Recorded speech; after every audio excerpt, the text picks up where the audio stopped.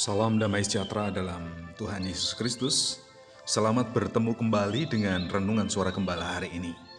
Terima kasih Tuhan atas segala kebaikan dan kemurahan-Mu yang Kau limpahkan kepada kami sampai saat ini.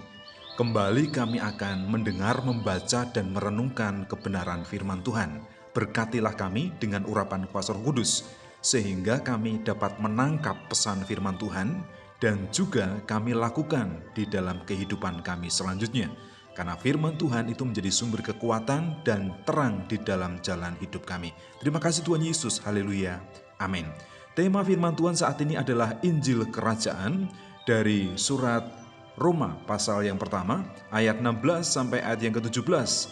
Demikian bunyi firman Tuhan. Sebab aku mempunyai keyakinan yang kokoh dalam Injil. Karena Injil adalah kekuatan Allah yang menyelamatkan setiap orang percaya. Pertama-tama orang Yahudi, tetapi juga orang Yunani. Sebab di dalamnya nyata kebenaran Allah yang bertolak dari iman dan memimpin kepada iman. Seperti ada tertulis, orang benar akan hidup oleh iman. Injil adalah firman Tuhan yang berguna untuk memimpin kehidupan orang percaya. Sehingga langkah kaki orang percaya terjaga supaya tidak jatuh di dalam dosa dan mencapai tujuan hidup yang kekal. Karena memang Injil yang pertama di dalamnya ada kekuatan yang berasal dari Tuhan Allah sendiri. Injil diberitakan oleh Tuhan Yesus Kristus ketika ia menjelma menjadi manusia. Dan ia menggenapi rencana dan kehendak Tuhan untuk mendatangkan pengampunan atas dosa umat manusia dan juga mendatangkan pembebasan agar manusia tidak dihukum akibat dosa-dosa yang mereka perbuat. Kemudian yang kedua, Injil di dalamnya ada keselamatan di dalam nama Tuhan Yesus Kristus yang telah mati di atas kayu salib. Itu adalah penggenapan rencana dan kehendak Allah yang sudah dinubuatkan di dalam perjanjian lama. Oleh satu nama, manusia jatuh di dalam dosa, oleh Adam, manusia pertama. Dan juga oleh satu nama, anak manusia, Yesus Kristus. Semua manusia yang percaya menerima pengampunan dan kelepasan dari dosa. Jadi Injil adalah kekuatan Allah yang menyelamatkan umat manusia.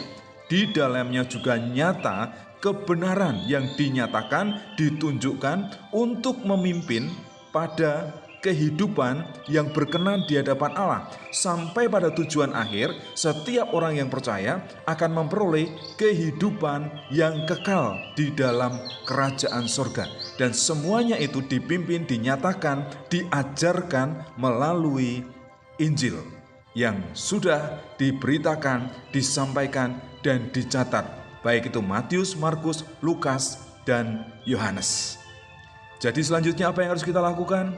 Yang pertama, bukalah hatimu untuk kebenaran firman Tuhan, untuk Injil Tuhan. Hiduplah seturut dengan kehendak Tuhan yang engkau dengar, yang engkau perhatikan saat ini. Percayalah kepada janji kebenaran firman Tuhan, karena ia akan memimpin kita kepada kebenaran, kekudusan, dan juga kehidupan yang kekal di dalam kerajaan sorga. Itu adalah janji firman Tuhan yang diberikan kepada setiap orang yang percaya dan taat kepadanya. Injil adalah kekuatan Allah yang menyelamatkan setiap orang percaya dan juga memimpin kepada kebenaran sampai akhirnya pada tujuan hidup yang kekal. Kami sangat bersyukur mendengar pengajaran firman Tuhan pagi hari ini. Kami percaya kepada Injil Tuhan yang disampaikan, dicatat di dalam Matius, Markus, Lukas, dan Yohanes. Karena Injil itu adalah kekuatan Allah sendiri yang dinyatakan dan digenapi melalui Yesus Kristus untuk menyelamatkan umat manusia. Sehingga kami mengerti kebenaran, kami melakukan kebenaran, kami meyakini kebenaran yang akan membawa kami kepada kehidupan yang kekal di dalam kerajaan sorga.